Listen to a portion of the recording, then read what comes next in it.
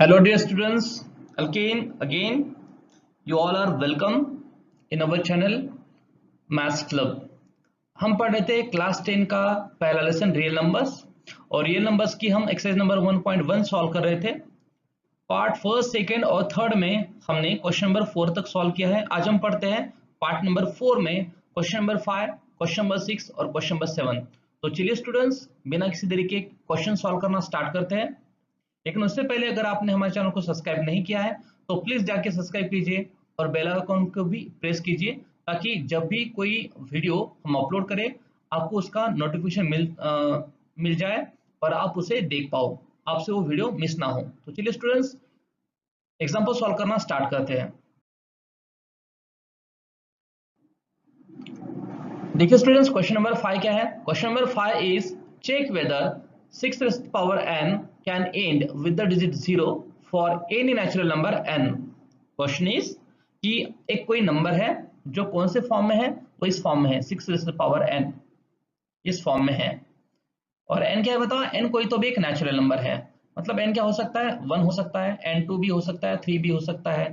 ठीक है, तो क्या n की कोई ऐसी वैल्यू है जिसके लिए आपको जो इसका आंसर मिलेगा n की वैल्यू पुट करने के बाद वो 0 मिलेगा, ये आपको फाइंड आउट करना है ना, जो कि इजी है। जैसे कि देखिए ये नंबर इस फॉर्म में है, अगर हम n की वैल्यू 1 लेते हैं, है ना, if we take n equals to 1, तो देखिए नंबर क्या बनेगा, नंबर बनेगा 6 टू द पावर 1 और 6 का पावर 1 का आंसर कितना आता है, 6 ही आता है। अगर हम ना n की वैल्यू लेते हैं 2 तो 6 का पावर क्या आएगा, 6 का पावर आएगा 2 और 6 का पावर 2 का आंसर कितना आता है, ये आता है 36।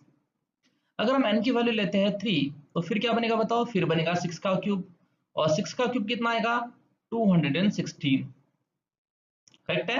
अगर हम n की पावर लेते हैं 4 तो 6 का पावर कितना आएगा, ये आएगा 4 और 6 का पावर 4 कितना आएगा, ये ना आई थिंक आएगा 4096। यस। तो अगर हमने इन सबको ऑब्जर्व करें तो देखिए वंस प्लेस पे हमेशा कौन सा डिजिट आ रहा है, 6 ही आ रहा है। क्या आपको कभी 0 मिला, नहीं, और मिलेगा भी नहीं। ठीक है, तो चलिए इसका आंसर लिख लेते हैं। तो सबसे पहले तो हमें लिखना है suppose the number 6 to the power n and with the digit 0। तो पहले हम एज्यूम कर लेते हैं कि ये जो नंबर है इसका जो आंसर है ना वो किससे एंड होता है, 0 से एंड होता है, ऐसे हमने एज्यूम कर लिया। अब मुझे बताओ, किसी कोई अगर नंबर है जिसका जो यूनिट प्लेस का डिजिट है, जिसे हम कहते हैं एंडिंग वाला डिजिट, वो अगर 0 हो तो क्या होता है, जैसे ना पहला जो नंबर है जिसका एंड 0 से होता है वो नंबर कौन सा है बताओ, वो है 10। और ना हम सब जानते हैं कि 10 जो है, 10 और किसी नंबर से डिविजिबल हो या ना हो, लेकिन ये 2 और 5 से तो डिविजिबल होता ही होता है। ठीक है, 10 कौन से नंबर से डिविजिबल है बताओ, 2 एंड 5 से डिविजिबल ही है। राइट है। अगर हम नंबर लेते हैं दूसरा नंबर जो कि 20 का भी जो एंडिंग है वो 0 से होता है, तो ये भी नंबर है ना, बाकी किसी नंबर से डिविजिबल हो या ना हो लेकिन 2 और 5 से तो होता ही होता है ना, क्योंकि हमने 10 की टेस्ट पढ़ी है, 10 की, कि अगर कोई नंबर 2 से और 5 से डिविजिबल हो तो ही वो नंबर 10 से डिविजिबल होता है। ठीक है, इसका मतलब क्या कि जिस नंबर की एंडिंग 0 से होगी, चाहे वो 10 हो, 20 हो या फिर 30 हो या फिर 40 हो या फिर 90 हो या फिर 900 हो या फिर कोई भी नंबर हो, इसकी एंडिंग किस डिजिट से होती है, 0 से होती है, वो नंबर किसी और नंबर से डिविजिबल हो या ना हो, लेकिन कौन से नंबर से हमेशा डिविजिबल होता है, वो 2 एंड 5 से तो कंपल्सरी होता है, होना ही चाहिए। ठीक है, करेक्ट है। तो हम आगे लिखेंगे, तो ये भी नंबर हमने क्या एज्यूम किया है कि 6 पावर n किससे एंड हो रहा है बताओ, 0 से एंड हो रहा है, ऐसा हमने यहाँ पे एज्यूम किया है। और इसलिए ये जो नंबर है ये भी नंबर क्या होना चाहिए, 2 और 5 से डिविजिबल होना चाहिए। तो हम लिख लेते हैं कि therefore the number 6 raised to the power n must be divisible by 2 and 5 both, है ना। अगर किसी नंबर की एंडिंग 0 से होती है, जैसे कि हमने यहाँ पे एज्यूम किया है कि ये जो नंबर है 6 raised to the power n ये किससे एंड हो रहा है, 0 से एंड हो रहा है, इसका मतलब ये जो नंबर है 6 पावर n ये किससे डिविजिबल होना चाहिए, 2 और 5 दोनों से डिविजिबल होना चाहिए, मतलब होना ही चाहिए। ठीक है, इसका मतलब क्या कि इस नंबर के ये जो दोनों है ये दोनों प्राइम फैक्टर है, कम से कम तो है, और कहीं हो या ना हो, लेकिन 2 और 5 ये दोनों तो प्राइम फैक्टर है ही है। हम आगे क्या लिखेंगे, हम लिखेंगे कि therefore the number 6 raised to the power n must have at least two prime factors 2 and 5, है ना, 6 पावर n के कम से कम 2 प्राइम फैक्टर होने ही चाहिए। कौन से 2 और 5। क्यों? क्योंकि हमने क्या अज्यूम किया है कि 6 पावर n की एंडिंग जो है वो 0 से हो रही है। ठीक है, अब हम ना नीचे लिख लेते हैं। अब अगर हम देखें कि जो 6 है ना, उसके प्राइम फैक्टर क्या होते हैं बताओ, 2 और 3, है ना, हमने प्राइम फैक्टरेशन पढ़ा था, है ना। 6 के अगर आपको प्राइम फैक्टर्स लिखने हैं तो हम कैसे लिखते हैं बताओ, यहाँ पे एक लाइन ऐसे ड्रॉ करते हैं, एक लाइन ऐसे ड्रॉ करते हैं। यहाँ पे लिखते हैं 6 डिविजिबल है 2 इस प्राइम नंबर से, फिर यहाँ पे आएगा 3, और 3 क्योंकि प्राइम नंबर है 3 से डिविजिबल है। इसका मतलब क्या बताओ, 6 के 2 ही प्राइम फैक्टर है। कौन से बताओ, 2 और 3, है ना, और कोई है नहीं। तो हम आगे क्या लिखेंगे, therefore the number 6 to the power n is divisible by 2 and 3 only। ये नंबर बस 2 और 3 से ही डिविजिबल है, बस 2 और 3 से, 5 से डिविजिबल नहीं है। इसका मतलब क्या, कि हमने जो एज्यूम किया है कि 6 पावर n ये जो नंबर है ये किससे जीरो से एंड हो रहा है। ठीक है, ये क्या होगा फिर बताओ, गलत साबित होगा, है ना, ये गलत प्रूफ होगा। क्यों? क्योंकि हमने देखा था कि जो भी नंबर 0 से एंड होता है वो हमेशा कौन से नंबर से डिविजिबल होता है, वो 2 और 5 से डिविजिबल होता ही होता है। मतलब उसके ये जो दो है ना, दो प्राइम फैक्टर होते हैं, कौन से 2 और 5, ये दो फैक्टर होते ही होते हैं। लेकिन यहाँ पे हमें 2 तो मिला, लेकिन कौन सा नहीं मिला, यहाँ पे 5 नहीं मिला। तो हम क्या लिखेंगे, हम लिखेंगे therefore the number 6 to the power n have only 2 prime factors 2 and 3 and not 5। इसके प्राइम फैक्टर 2 और 3 तो है, लेकिन हमें कौन से चाहिए थे, 2 और 5 चाहिए थे, जिसमें से हमें 2 तो मिला लेकिन 5 नहीं मिला। इसका मतलब क्या, कि 6 to the power n इस नंबर की एंडिंग कभी भी 0 से नहीं हो सकती, किसी भी नेचुरल नंबर के लिए नहीं। तो हम लिखेंगे therefore hence the number 6 to the power n cannot end with the digit 0 for any natural number n। मतलब क्या, कि हम 6 का पावर कुछ भी ले ले, 6 का पावर 1 ले तो आंसर आएगा 6, 6 का पावर अगर 2 ले तो आंसर आएगा 36, 6 का अगर हम पावर लेते हैं 3 जिसे हम कहते हैं 6 का क्यूब, तो आंसर आएगा 216। तो हमेशा आप देखोगे कि वंस प्लेस पे हमेशा कौन सा डिजिट आएगा, 6 ही आएगा, है ना, 0 कभी नहीं मिलेगा। ठीक है स्टूडेंट्स, तो आई होप आपको ये क्वेश्चन समझ में आएगा। इस क्वेश्चन में हमने क्या पढ़ा, कि आपको एक नंबर दिया जाएगा, कौन सा, 6 to the power n, और पूछा गया है कि क्या इस नंबर की एंडिंग 0 से हो सकती है किसी भी नेचुरल नंबर के लिए, तो नहीं हो रही, किसी भी नेचुरल नंबर की नहीं हो रही। ठीक है, तो चलिए अब हम सॉल्व करते हैं क्वेश्चन नंबर 6।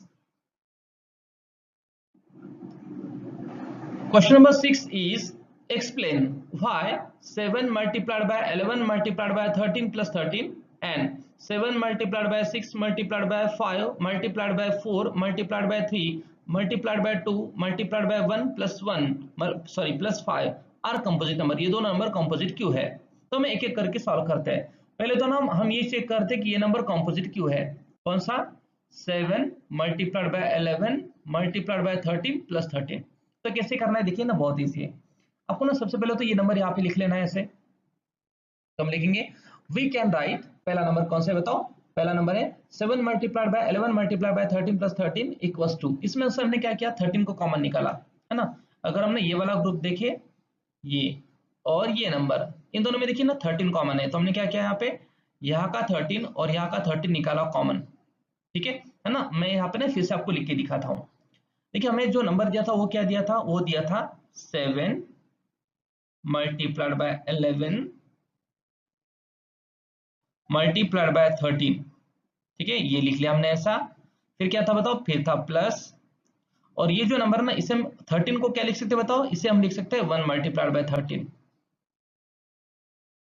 क्या लिख सकते हैं, 1 मल्टीप्लाइड बाय 13 लिख सकते हैं। एक मिनट, मैं इसे थोड़ा सा इरेज करता हूं,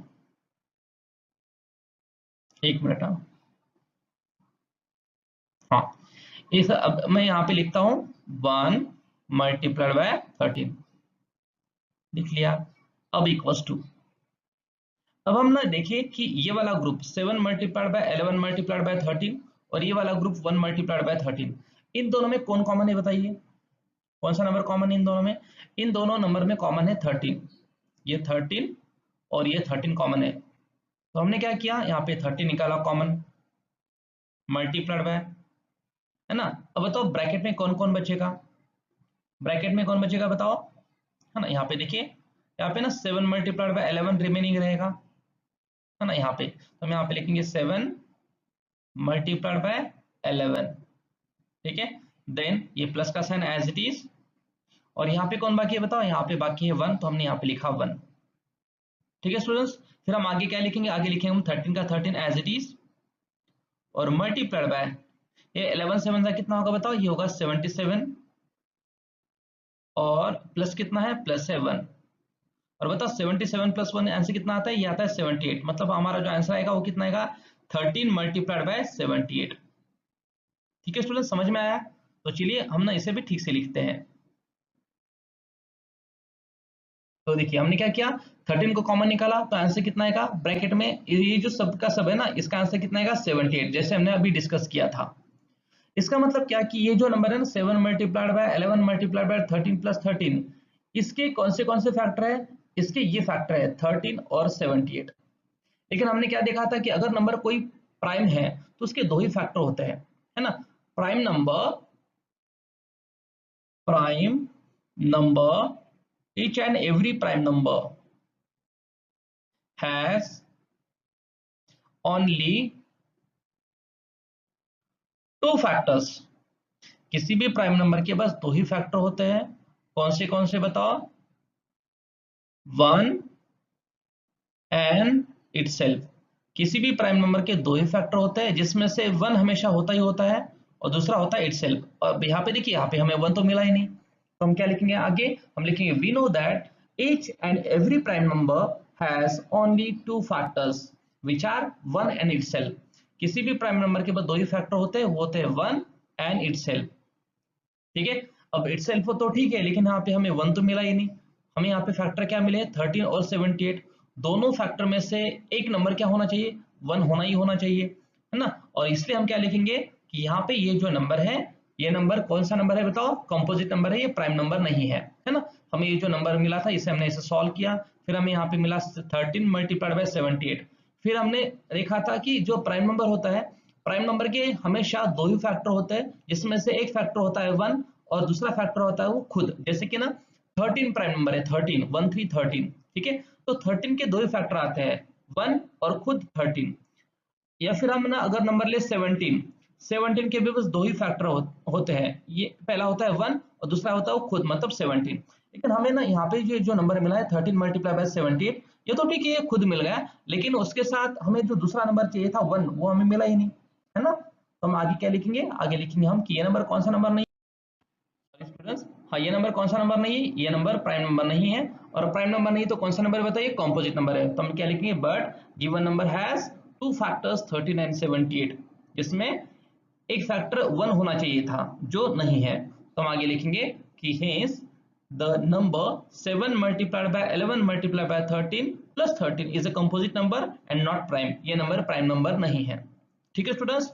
तो प्राइम नंबर होने के लिए क्या कंडीशन होती है बताओ, प्राइम नंबर होने के लिए एक कंडीशन क्या होती है कि वो नंबर बस दो ही नंबर से डिविजिबल होता है, 1 और खुद से, मतलब उसके दो ही फैक्टर होते हैं, 1 एंड इटसेल्फ। ठीक है स्टूडेंट्स, चलिए आगे पढ़ते हैं।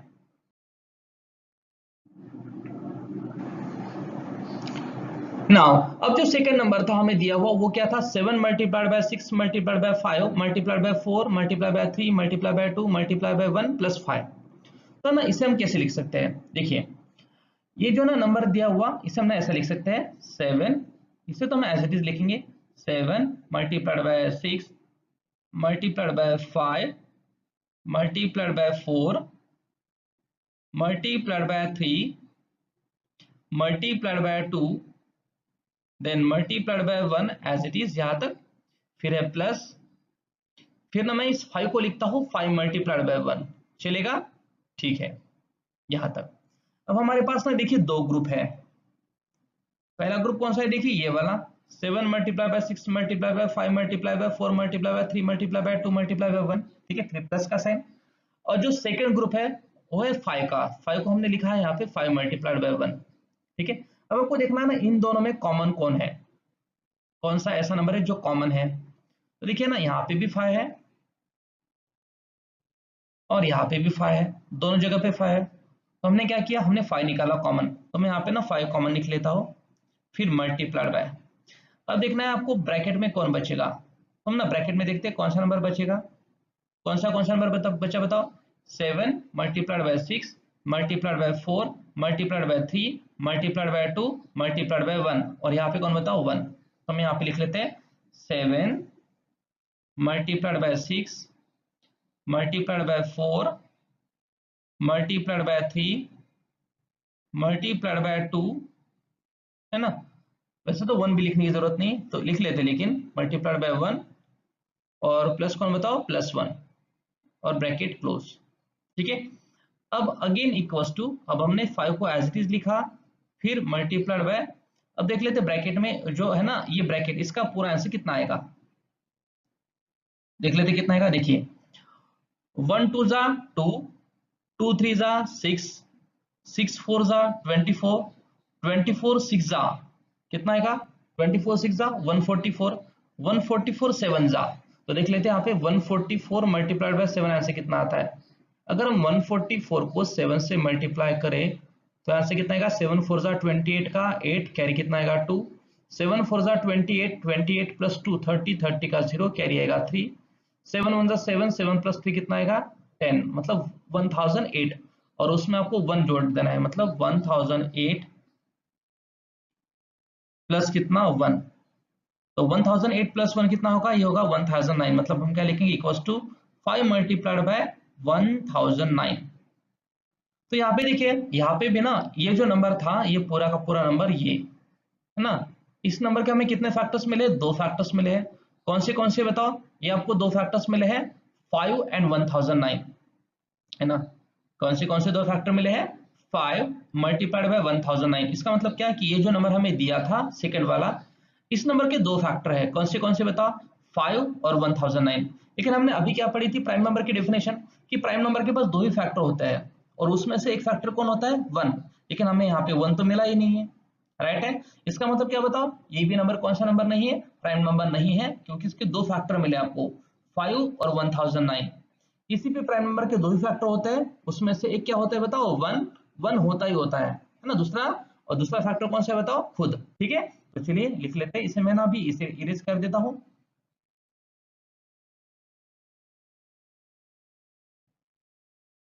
हम आगे लिखेंगे equals to 5 multiplied by in bracket 1008 plus 1, जैसे हमने अभी एक्सप्लेन किया था कि कैसे आया ये, और फिर इक्वल्स टू 5 मल्टीप्लाइड बाय 1009।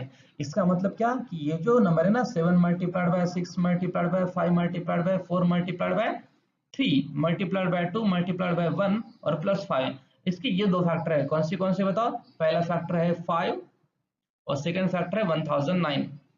इसका मीनिंग क्या हुआ कि ये नंबर प्राइम नंबर नहीं है, क्योंकि प्राइम नंबर के 2 ही फैक्टर होते हैं। यहाँ पे भी हमें 2 ही मिले हैं, लेकिन कंडीशन ये होती है कि 2 फैक्टर में से एक फैक्टर हमेशा 1 होता ही होता है और दूसरा फैक्टर वो खुद होता है। ठीक है, तो चलिए आगे लिख लेते हैं। तो हम लिखेंगे we know that again each and every prime number has only 2 factors which are 1 and itself, लेकिन यहाँ पे नहीं मिले, यहाँ पे मिले 5 and 1009। तो हम लिखेंगे यहाँ पे but given number has 2 factors 5 and 1009, so given number is not prime, it is a composite। ठीक है स्टूडेंट्स, तो इसमें आपको किसी कोई भी दिक्कत नहीं होगी। चलिए हम पढ़ते हैं next question. Students question number 7 solve करते हैं। Question number 7 is there is a circular path around the sports field. Sonia takes 18 minutes to drive one round of the field while Ravi takes 12 minutes for the same. Suppose they both start at the same point and at the same time and go in the same direction. After how many minutes will they meet again at the starting point? यहाँ पे 2 students हैं या फिर 2 players हम कह सकते हैं, जिसमें से एक है सोनिया और दूसरा है रवि। सोनिया को जो मिनट लगते हैं वो है 80 मिनट्स। कितने मिनट्स हैं, 80 मिनट्स है। ठीक है, सोनिया को जो टाइम लगता है वो है 18 मिनट्स और रवि को जो टाइम लगता है वो है 12 मिनट्स। अब स्टूडेंट्स हमें फाइंड आउट क्या करना है, after how many minutes will they meet again, वो दोबारा एक दूसरे को कब मिलेंगे। ठीक है, तो ये फाइंड आउट करने के लिए आपको क्या करना है, 18 और 12 का एलसीएम फाइंड आउट करना है। तो हम एलसीएम कैसे फाइंड आउट करते हैं, सबसे पहले तो हम क्या करते हैं, दोनों का प्राइम फैक्टरेशन लिख लेते हैं। ठीक है, तो तो हम सबसे पहले क्या लिख लेते हैं कि the prime factorization of 18 and 12 can be written as follows. तो पहले कौन सा नंबर बताओ, पहला नंबर है 18। तो 18 का प्राइम फैक्टराइजेशन हम कैसे लिखेंगे, कैसे सॉल्व करते हैं बताओ।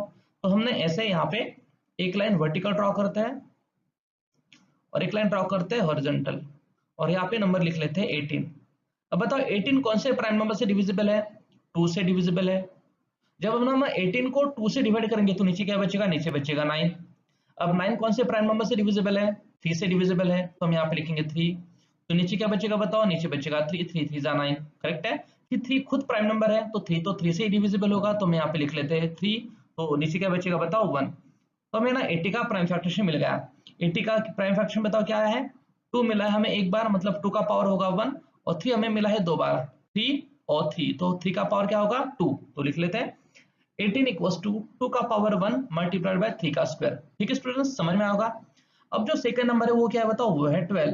अब हमें क्या करना है ना, 12 का प्राइम फैक्टरेशन लिखना है। तो चलिए 12 का लिख लेते हैं प्राइम फैक्टरेशन। कैसे लिख लेते हैं बताओ, यहाँ पे हम अगेन एक लाइन ड्रॉ करेंगे वर्टिकल, एक लाइन ड्रॉ करेंगे हॉरिजॉन्टल, और यहाँ पे हमें अगेन क्या करना है, यहाँ पे आपको नंबर लिखना है। कौन सा नंबर लिखना है बताओ, यहाँ पे अभी आपको 12। अब बताओ 12 कौन से प्राइम नंबर से डिविजिबल है, 2 से डिविजिबल है, तो हम यहाँ पे लिख लेते हैं 2। जब हम 12 को 2 से डिवाइड करेंगे तो नीचे आंसर क्या बचेगा 6, है ना। 6 अगेन कौन से प्राइम नंबर से डिविजिबल है, 2 से डिविजिबल है, अगेन मैं यहाँ पे 2 लिख लेता हूँ। अब जब हम ना 6 को 2 से डिवाइड करेंगे तो बताओ नीचे क्या बचेगा, नीचे बचेगा 3, है ना। तो मैं यहाँ पे नीचे 3 लिख लेता हूँ, है ना, नीचे आएगा यहाँ पे 3।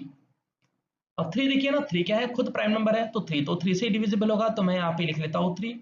और जब हम ना 3 को 3 से डिवाइड करेंगे तो नीचे क्या बचेगा बताओ 1। और जब हम ना नीचे, जब हमें 1 मिलता है नीचे यहाँ पे 1, तो हमारी ये जो प्रोसीजर है खत्म हो जाती है। तो देखिए हमें 2 2 बार मिला है ना, 2 2, तो हम 2 का क्या लिखेंगे स्क्वायर, और 3 हमें एक ही बार मिला, इसलिए हम 3 का पावर क्या लिखेंगे 1। तो हम 12 का भी प्राइम फ्रैक्शन लिख लेते हैं। 12 का प्राइम फ्रैक्शन होगा 2 का स्क्वायर मल्टीप्लाई बाय 3 का पावर 1। ठीक है, और देखिए ना हमें निकालना क्या था, यहाँ पे फाइंड आउट करना था एलसीएम। और एलसीएम का फॉर्मूला क्या होता है, LCM of any two number equals to product of highest powers of each factor.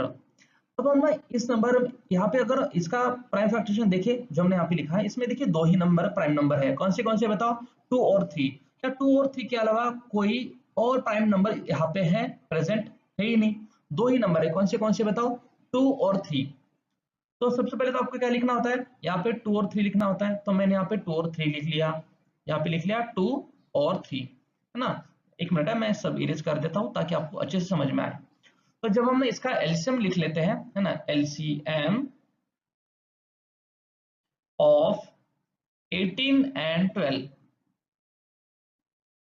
तो देखिए मैंने जैसे अभी कहा कि यहाँ पे ना 2 ही प्राइम नंबर है 2 और 3, तो हमने दोनों यहाँ पे लिख लेते हैं 2 और 3।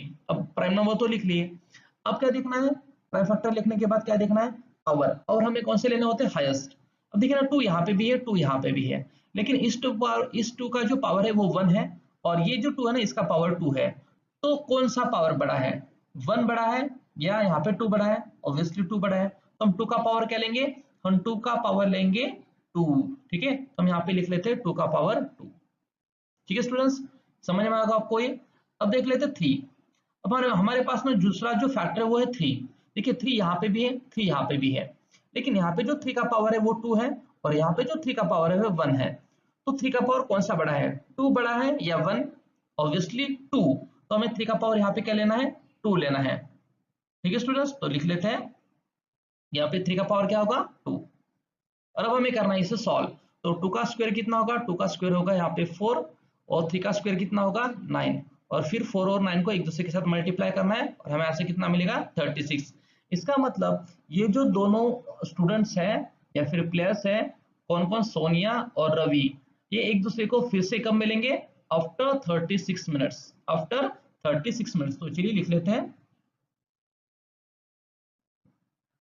अब लिखेंगे LCM of 12 and 18 equals 12 and 18 equals to product of highest power of each prime factor, means equals to क्या होगा, LCM of 18 and 12 equals to 2 का स्क्वायर मल्टीप्लाइड बाय 3 का स्क्वायर, जैसे हमने अभी एक्सप्लेन किया था।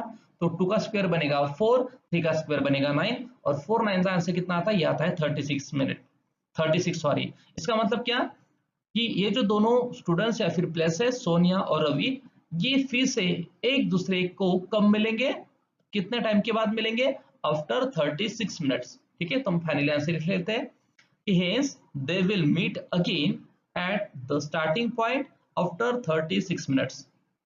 ठीक है स्टूडेंट्स, तो आज ये जो हमारी पहली एक्सरसाइज है, एक्सरसाइज नंबर 1.1 यहाँ पे खत्म होती है। ठीक है स्टूडेंट्स, तो नेक्स्ट क्लास में हम पढ़ेंगे नेक्स्ट कंसेप्ट। ठीक है स्टूडेंट्स, अगर आपको हमारा ये लेक्चर अच्छा लगा हो तो प्लीज वीडियो को लाइक कीजिए, और अपने आपने अब तक अगर चैनल को सब्सक्राइब नहीं किया है तो चैनल को सब्सक्राइब भी कीजिए। ठीक है स्टूडेंट्स, तब तक के लिए बाय, हैव अ एंजॉय।